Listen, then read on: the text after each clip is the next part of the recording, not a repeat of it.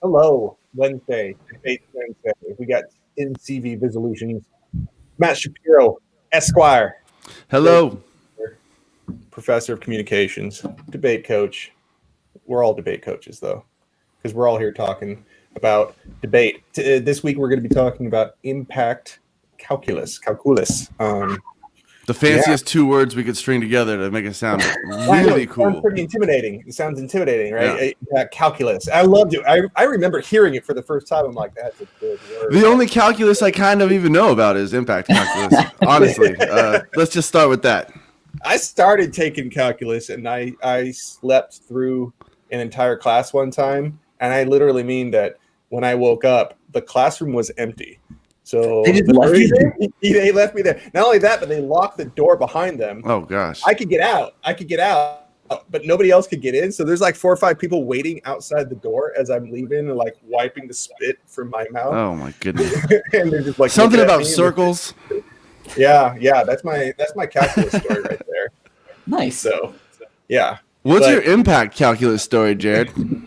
It's not as cool because all I remember is hearing it for the first time and kind of going, that's a good word. And it really helps clarify it. You know what I mean? It's like just complicated calculations at the end of the round in order for you to determine who's winning.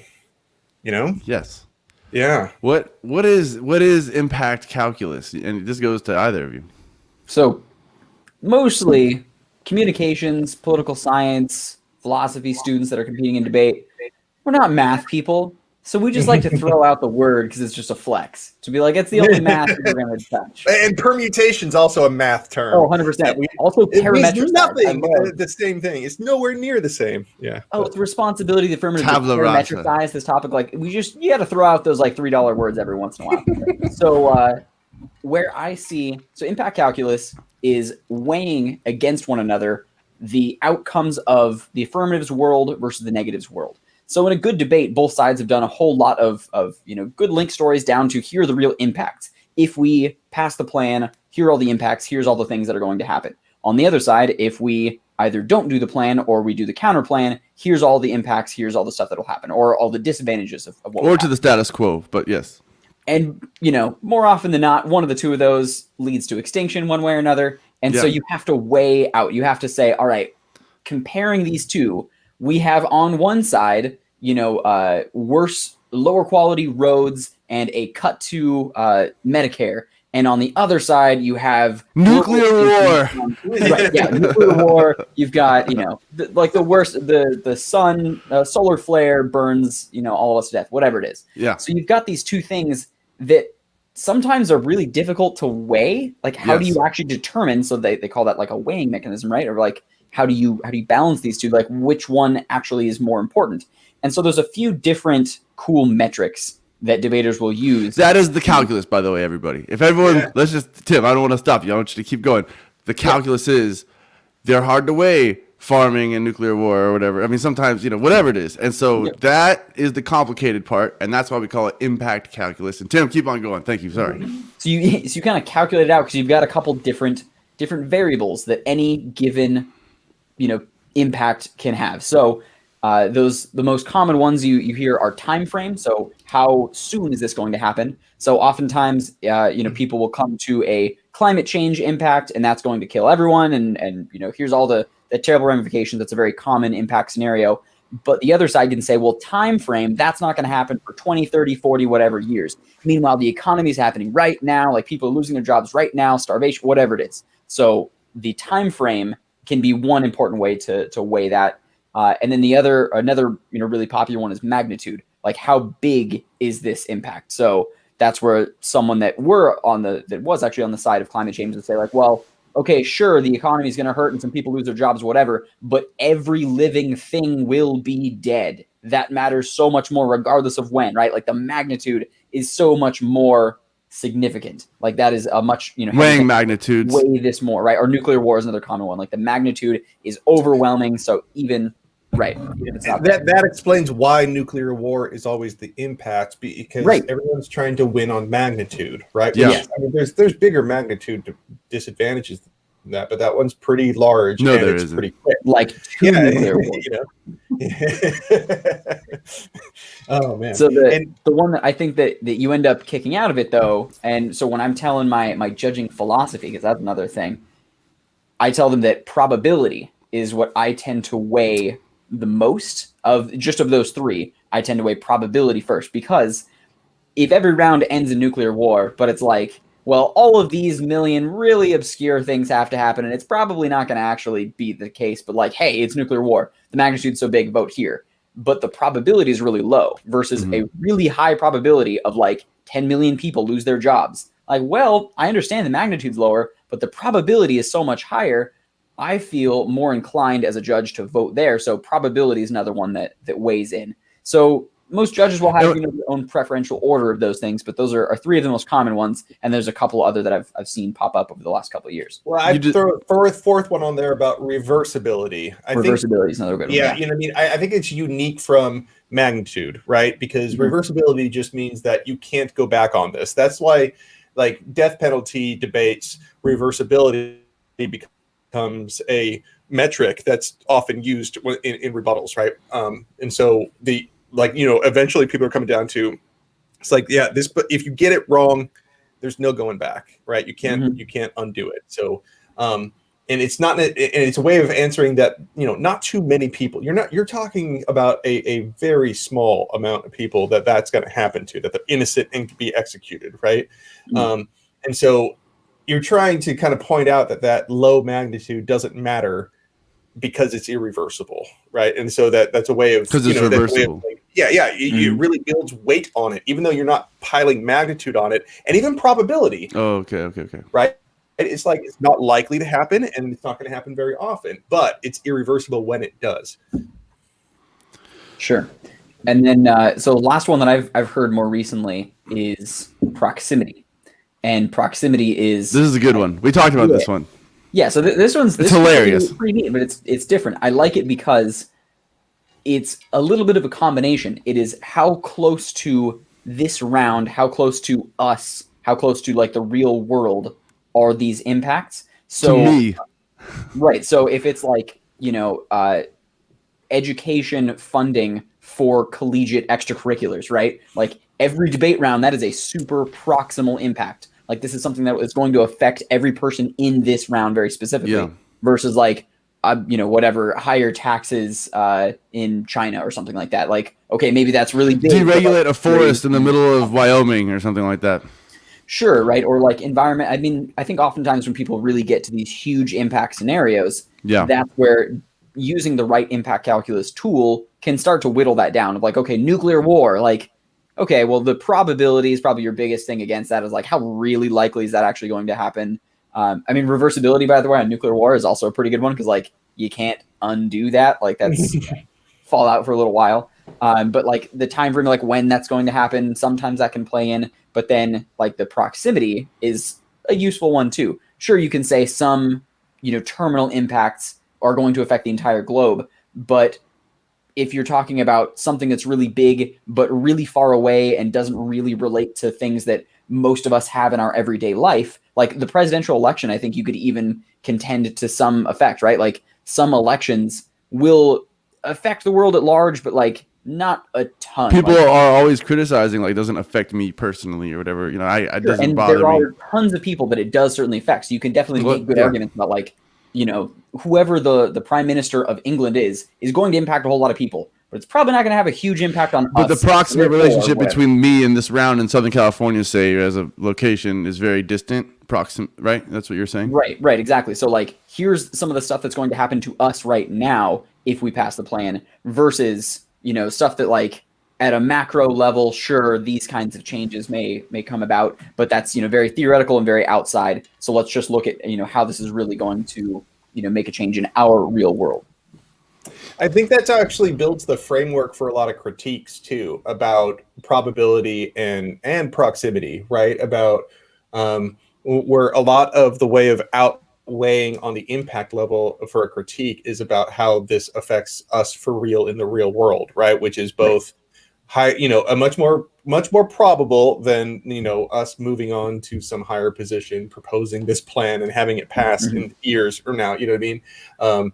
And so it's really the impact level that makes critiques persuasive, right? Because the way that they're built is so they like the trap is kind of set, and it triggers in the rebuttals, right? That you're kind of you can lay out your arguments, and the built-in responses that come over the top are all about how this is more real than your fiat world, right? And so arguing about federal legislation as if we are ever, or even like we're going to have that opportunity, is far less probable than how this information and these arguments are going to affect the rounds in the future, who we vote for and who we vote against, and what ideas we basically stand for.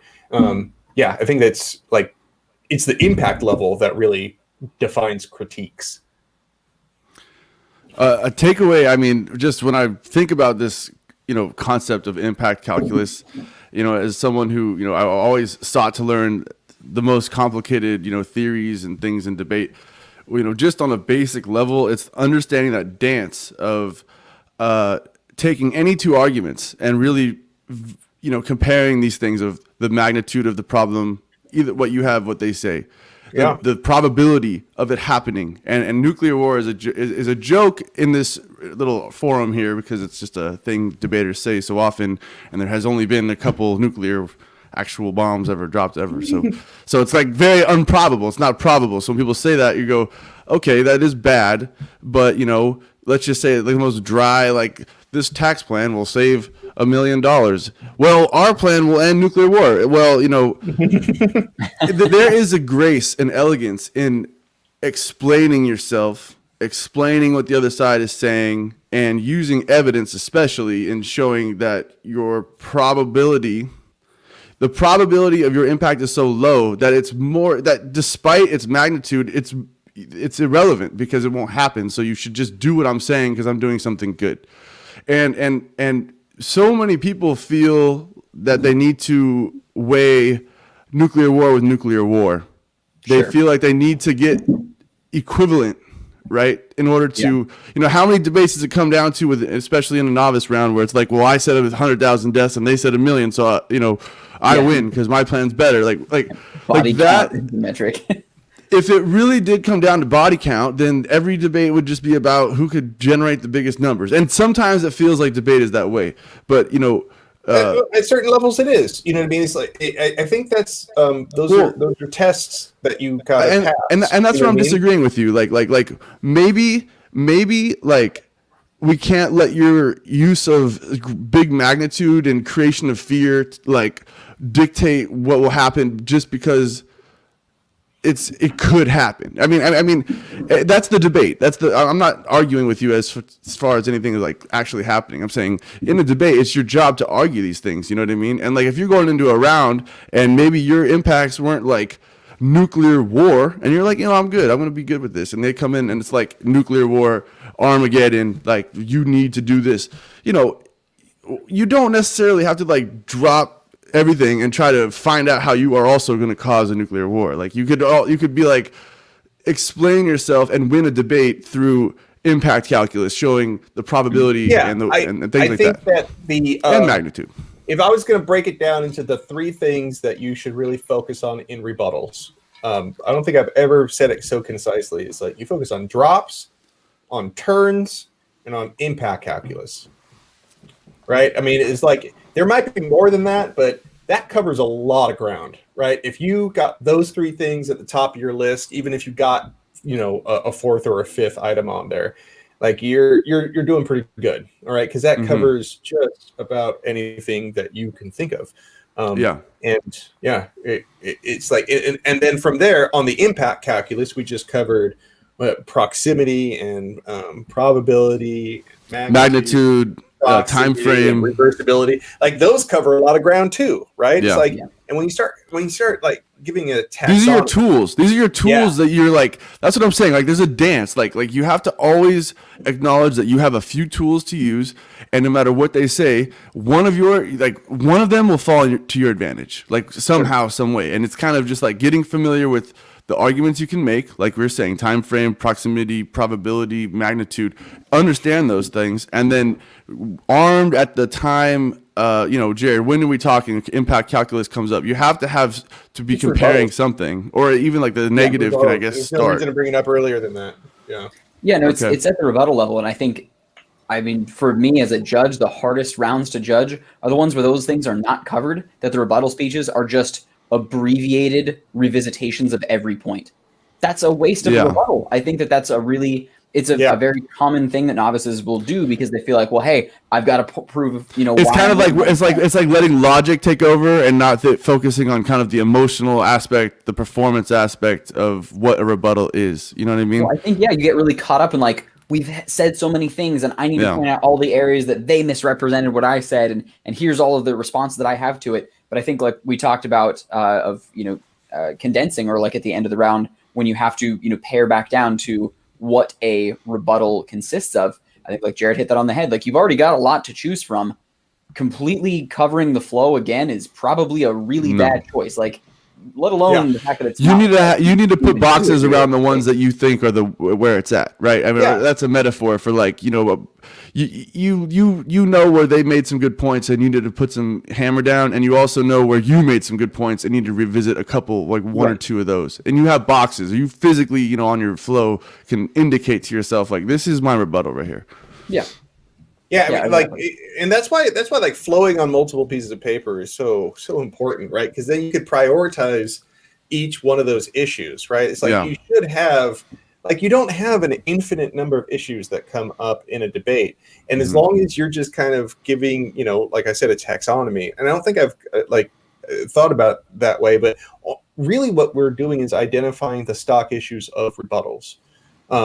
And like everyone thinks that like stock issues only applies to the first speech, but every single speech has stock issues, and they're all slightly different, and they're all slightly the same, and people have been playing with them and moving them around. And so if you think about rebuttals as their own unique speech, and you think about issues that come up over and over again, which is the definition of stock issues, it's like drops, turns, and impact calculus.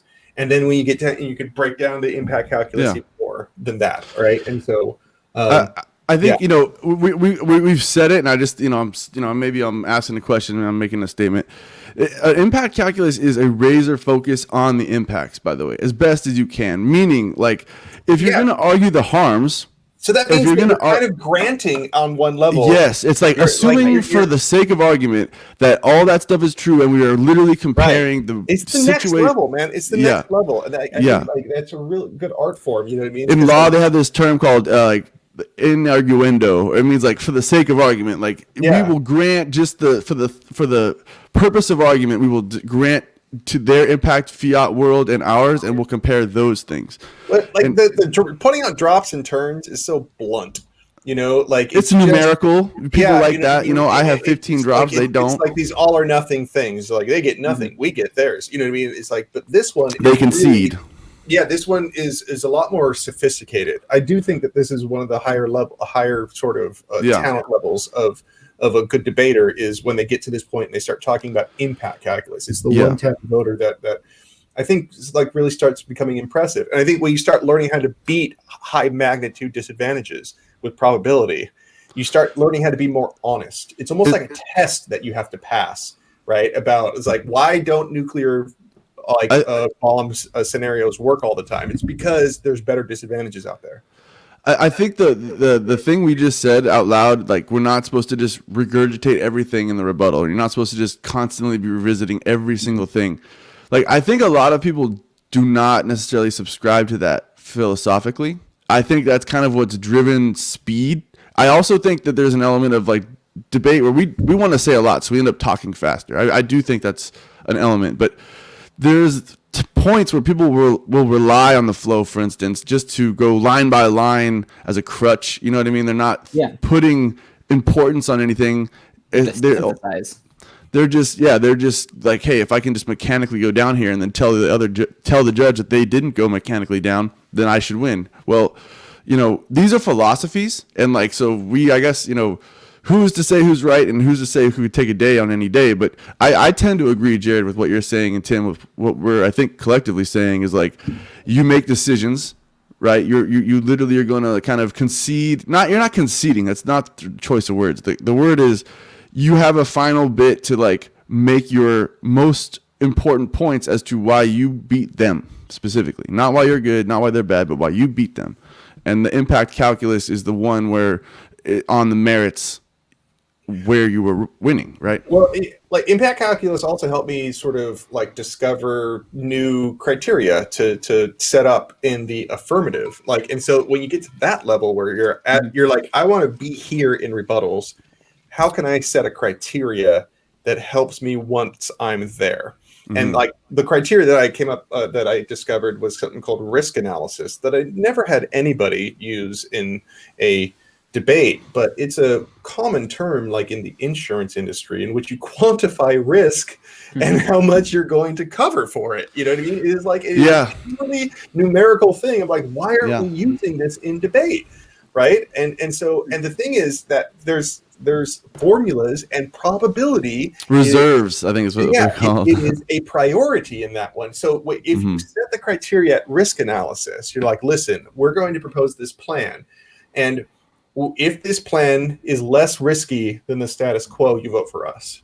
That means you have to factor in like what's your definition of risk? And the definition of the risk is like the highest probable stuff are the things that we're looking for. Probability is it puts probability. You kind of force the judge's hand of like what mechanism or what criteria they are going to use to evaluate it. That's neat. Right. I've never heard that used before. That's a cool idea. Yeah. Just because I'm feeling like I told some high school kids one time about they were like these twins and they were like these like uber debaters. And they're like, yeah, we took that to this tournament. We totally just took the whole thing with that, that little idea. I forget what their names were. It was like freaking 10 years ago now, man. It's funny how you can play with the criteria like that. I mean, like when you really understand, we're not talking about. It's great. I mean, I guess I think that affects your impact calculus because you're comparing everything. You're tying all these concepts through that lens, right? So it's like but you can do that for like the those Parley terms of fact and value, the different types of resolutions. You could still do like should we believe this because believing so is less risky than believing an alternative. Yeah. You know what I mean? It's like which one's most probable, which is most likely to be true. How it translates into fact criteria.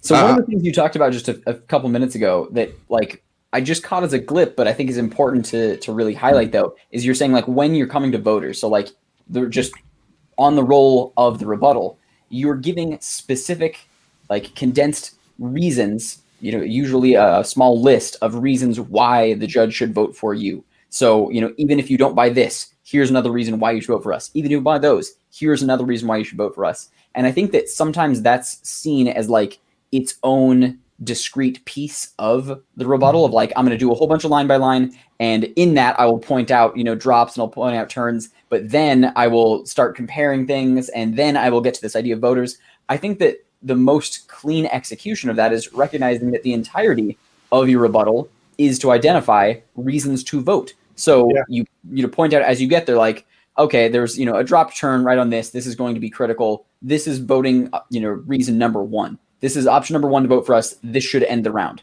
So you can kind of list those throughout as you're going through. And I think, Matt, to your point of like people use the flow as a crutch, 100%. I never thought of it that way, but that's totally the case, especially for like a newer debater that's nervous as hell because like all this stuff is happening. They're looking for like this definitive answer, right? And now you have 4 minutes to, collapse this entire round into 4 minutes that like you previously had 8 minutes to get through all this information. And now you have even more piled on top of that, like more answers from Joinder, and you have to somehow do that in half the time plus come up with new. And I think that's where, like Jared says, it's kind of the graduation to like stepping away from the flow and from the crutch of it and seeing like, okay, I don't need to cover all these details. I can just point out the stock issues of I see it like I see it as like challenging each other's merits, like granting, even if your harms are true, even if all that stuff you said was true, let's just weigh out the worst case scenario. I think is kind of the easiest way to do it in debate. That's the logic, right? Is like, because you don't know what the judge has agreed on. Like, so you can say delink all day long and whatever, but if the judge still buys those links and gets them access to their impacts, exactly, you are arguing against the assumption that the judge buys their impacts. Well, now what? It's so important, like in everything in debate, that you explain. Like, it's too easy to. I've seen too many rounds, and I've probably been victim of it, where you just say, equivalent to something like, they only have this many deaths and we have this many deaths, so we win. and like if that's magnitude to magnitude, right? It's not so much. It. I mean more the actual verbal performance of it. Like, I will just like repeat these things. I'm not explaining anything further. Yeah. I'm just literally saying basically the same set of words over and over, hoping that like it's just belaboring a point. And I guess my point is, like, when I say explain yourself, the link stories, Tim, you were just kind of talking about, like, using evidence is a big one. First of all, like, challenge evidence. If they don't have any evidence to show that it's going to happen, then like that's a big deal. Or like the likelihood is very low. It doesn't say how likely it's going to be. That's a source of challenging. But just understand that, like, explaining, articulating beyond just yelling into a podium and saying they aren't as big as us, they aren't as probable as us. Like, it's not that easy. Okay, you have to kind of explain why, and that's the art of debate. The art is like persuading a judge through personal experience, everything you've ever known, to make a story, to make them understand why you are right, beyond just belaboring a point or repeating. But it's also pointing out a certain logic, right? That man, you're right that there is an off chance that this will trigger some sort of weird nuclear war scenario. I've seen crazy stuff happen this year. Okay, so I believe you that crazy things happen. Crazy things happen. Right? Yeah. But are we going to prepare and plan for those high magnitude, low probability things? It's like, that's not smart. Like viruses. Yeah. It's just, but that was high probability. Yes, we are investing. Like, yeah. There was a plan. There was already a plan. I didn't mean to take that away, Jay. Keep going. You're right. I mean, you're saying that, like, the virus is a joke because it was something that 10 years ago we'd all like, yeah, virus. Now it's like things happen, right? Yeah, things happen. You know what I mean? Like, I get it. And when you're Mr. Nuclear War, when you're Mr. Nuclear War or Mrs. Nuclear War in that round, you have to be, it could happen. It's gonna happen. Look at my evidence saying it's gonna happen. Like, I've just lost my taste for all things conspiratorial. I remember, X-Files was fun. People were like, oh, that's it, crazy. Oh my God, isn't that weird? And then it's like, now it's just like we're watching X-Files every day. Look, I'm not calling out. I'm saying one thing that we've had a few, not disagreements, but we've had points of, like, we all want to come up with creative solutions in debate, right? And like, I'm all for it, and counter plans are important, and I do think that there are times where, like, counter plans are definitely necessary, but I don't think they're universally necessary, because sometimes, like you can argue that their impacts are not happening. That will not happen. Like that's a valid argument sometimes. So sometimes don't worry about. You don't have to do a counter plan. That's not what we're talking about today, but it took me to this point.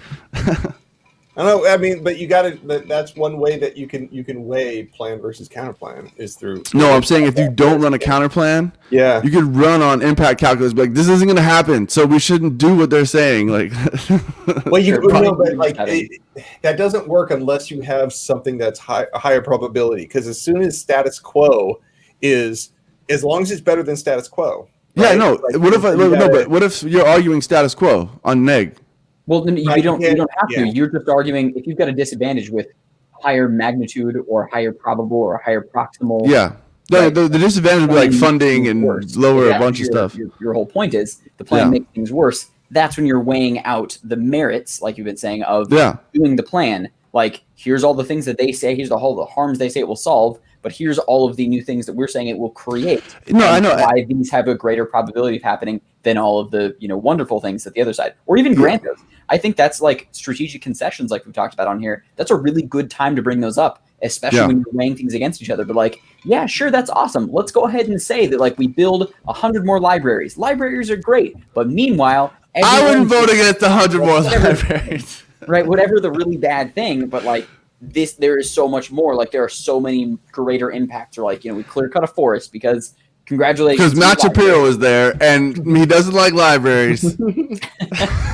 So you can. I lost really have to be arguing for the status quo. Like impact calculus is, you have arrived at the the terminus of your argument. So I think that was something. What'd you just call me? Maybe at one point as a good piece of evidence is like always terminalize your impact. Like sometimes people will say like, and the impact of this is that like, taxes go up and they don't really get any further there, or like that, it hurts the economy and they don't really go any further. But a terminalized impact is like, and this means that the unemployment rate goes up.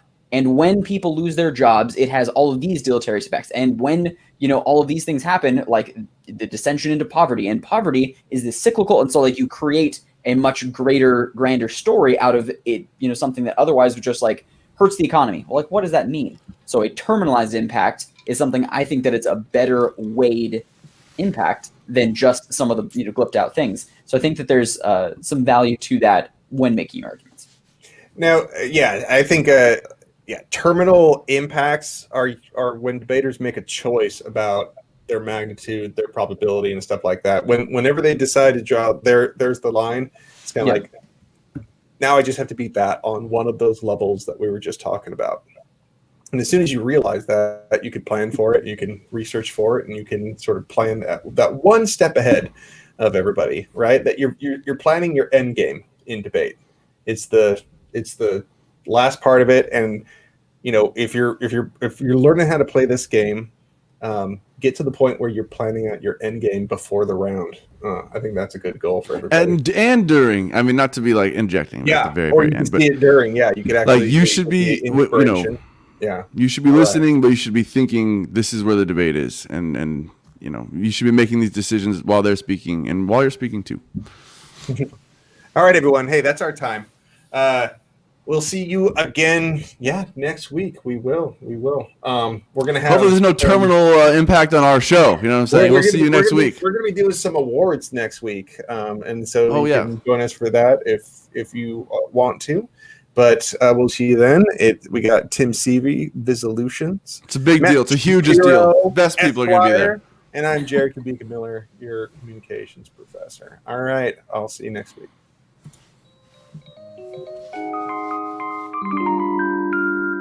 Thank you.